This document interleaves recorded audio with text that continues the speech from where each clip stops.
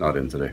Got a little bit of a skate, and we'll see day to day, I guess, with Wisdom. I guess, is he hopeful at some point of this trip, or? Yeah, we can be hopeful. But like I said, we'll see how he feels tomorrow. You look at your blue line, you lose him, you lose Toby. Just kind of thoughts on the pieces that are there, and is there extra pressure on the forwards to help you out a little bit now? Gonna need that center ice to be real strong down low. We may spend a little bit more time there, and but a good opportunity for all of these guys to play meaningful minutes against some really good players. What's the most important thing you're looking for from your group down this drive here?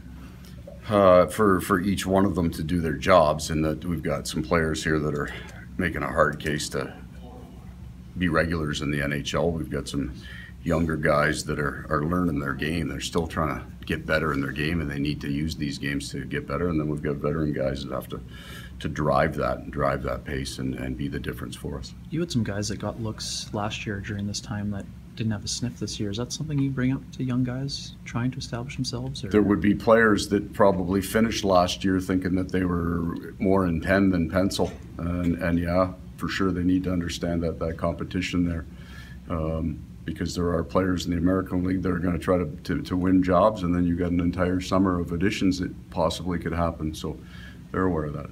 What's your bottom six going to look like tonight? I guess who won't play is a better way to put it. In the forward unit, yeah, Nick's out. Okay. And does Kopp go back to the middle now? Correct. Fourth? Correct. As a head coach, what can you learn about your team in this last 15 games?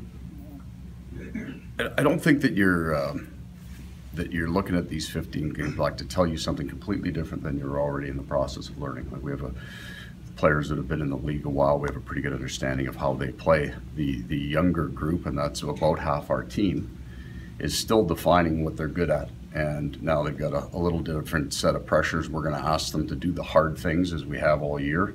And their ability to do that will give us an idea of where they slot in next year. We've scored some goals this year, so we feel we have enough firepower, or at least a developing group of offensive players, but we haven't kept enough out of our net, so we need those guys to prove that they can put the puck in the net and still be good defensively. And then we need, it's the bottom six of your team, or the bottom half of your team that has